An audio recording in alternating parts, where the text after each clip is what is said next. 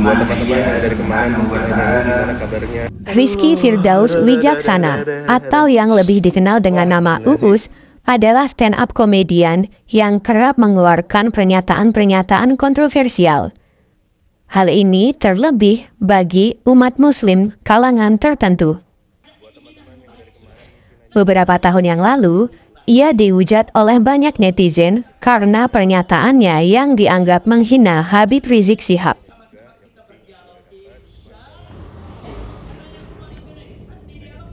Sosok laki-laki yang kerap membuat konten dewasa dengan istrinya di Instagram ini memang tidak gentar dengan hujatan-hujatan yang dilakukan oleh netizen terhadap dirinya.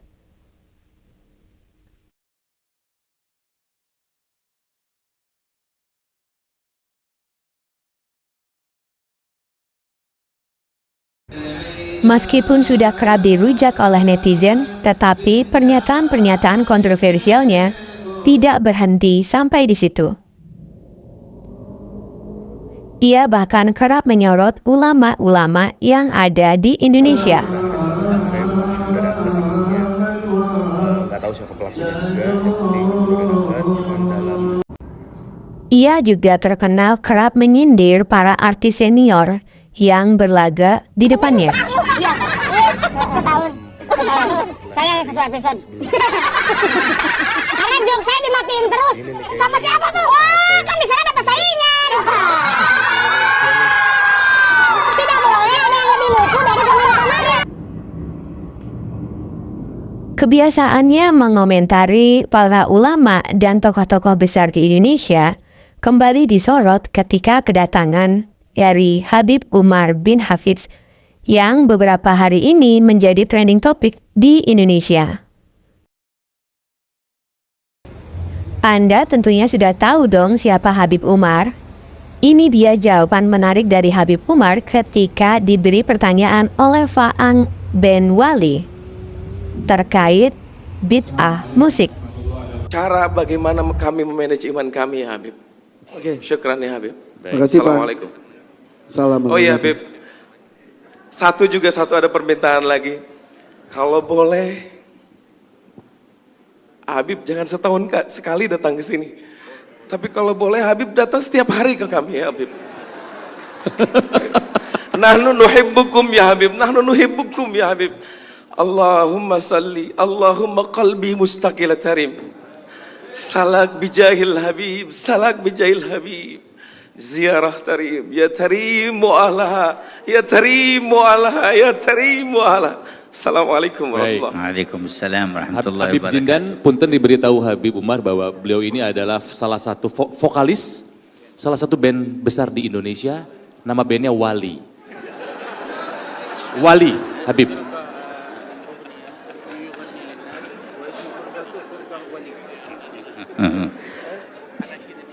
Barakallahu fika wa fi waladik. Amin ya Allah. Semoga Allah memberikan keberkahan kepada kalian. Masya Allah.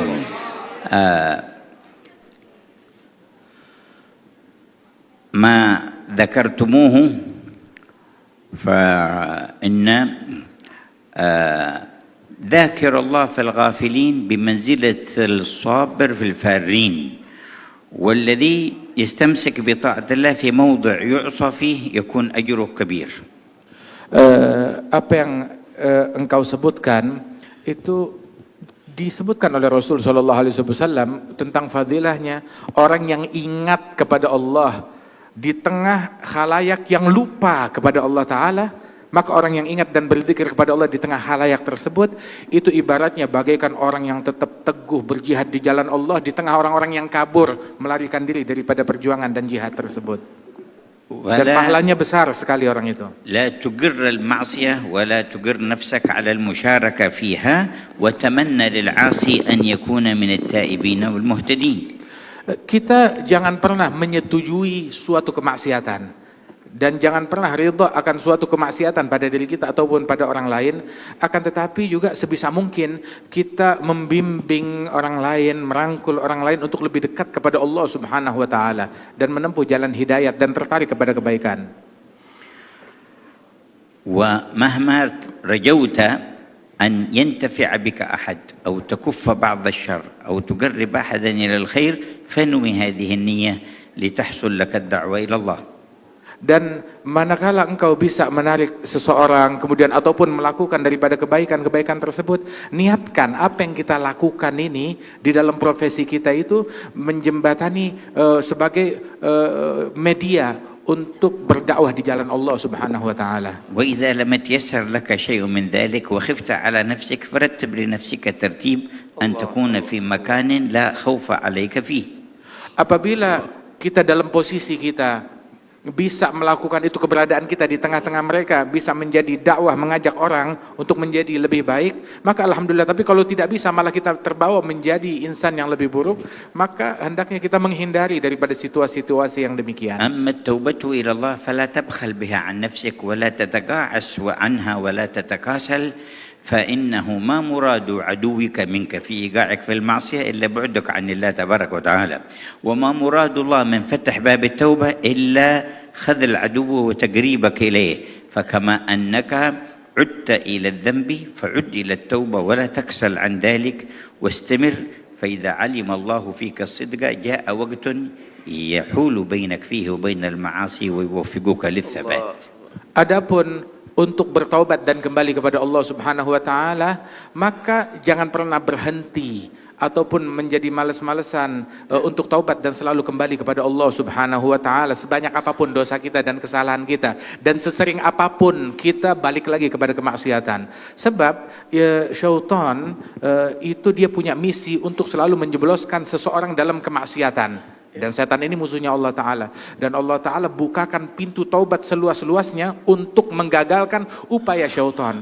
Maka sebagaimana seseorang seringkali berulang kali balik bikin dosa lagi, udah taubat bikin dosa lagi, maka juga bikinlah berulang kali selalu bertaubat kepada Allah Subhanahu wa taala. Sebanyak apapun kita terpuruk dalam kemaksiatan, maka perbanyak selalu taubat kita kepada Allah Ta'ala. كما أراد عدوك أن يخزيك بمعصية ربك فأخزه أنت بالتوبة إلى ربك. Sebagaimana musuh kita syaitan ingin menghinakan kita dengan maksiat kepada Allah, maka hinakan dan kecewakan syaitan dengan kita bertaubat lagi kepada Allah Ta'ala. ولما جاء بعض السفهاء فسب صالحا من الصالحين فقال له هذا صالح لأغيظن من أمرك بسبي أنت في حل وأنت مسامح وغفر الله لك. قال أنا الآن أغضت الذي أمرك بسبي وهو الشيطان. Ketika seseorang mencaci maki seorang soleh dengan cacian yang sangat provokatif, maka orang yang soleh tersebut yang dicaci maki, dia berkata kepada si pencaci itu, sungguh saya akan membuat kesal dalang yang memprovokasi engkau untuk mencaci saya. Dengan apa membuat kesalnya? Yang dalang yang membuat engkau kesal, yang membuat engkau mencaci saya adalah syaitan, dan saya akan mengecewakan dia dengan saya memaafkan engkau, dan saya bersihkan hati saya terhadap engkau, tetap saya cinta kepada kamu, sehingga syaitan kecewa dan gagal upayanya. ويعينك على تطهير قلبك وعلى سرعة النور إليك أن تقرأ اسم الجلالة اسم ربك الله الله الله بمد اللام وسكون الهاء 66 مرة كل ليلة. Dan sungguh di antara hal yang membantu kita untuk istiqamah, membersihkan hati kita dari keinginan kepada selain Allah Ta'ala dan kecenderungan untuk menyimpang dari jalan Allah Ta'ala, itu yang bisa membantu kita itu adalah dengan kita banyak berzikir Allah, Allah, Allah. Itu yang mengikis segala kecenderungan kepada selain Allah dari hati kita. Kalau perlu kita ulang-ulang sebanyak 66 kali. وتقرأ 7 مرات من سورة الناس في الصباح وفي المساء. Dan memperbanyak membaca surat An-Nas. Kita baca surat An-Nas marah wahidah. 7 مرات. Membaca surat An-Nas sebanyak 7 kali di pagi hari dan 7 kali di sore hari membaca surat An-Nas. وبعد كل صلاة آية الكرسي مرة واحدة. Dan yang membantu istiqamah kita pun juga mensucikan hati, setiap habis sholat 5 waktu baca ayat kursi 1 kali. ومرحبا بولدك يكمل دراسته في دار العيدروس ويتحول إلى دار المصطفى. Dan Amin. saya menerima anakmu apabila Amin, dia ya sudah Allah. menyelesaikan pelajarannya di Darul Idrus, dia boleh datang kapan waktu ke Darul Mustafa. وأنت في وقت تزور دار المصطفى ويكون حالك أحسن وأحسن. Dan kamu nanti suatu waktu insya Allah bisa datang berziarah ke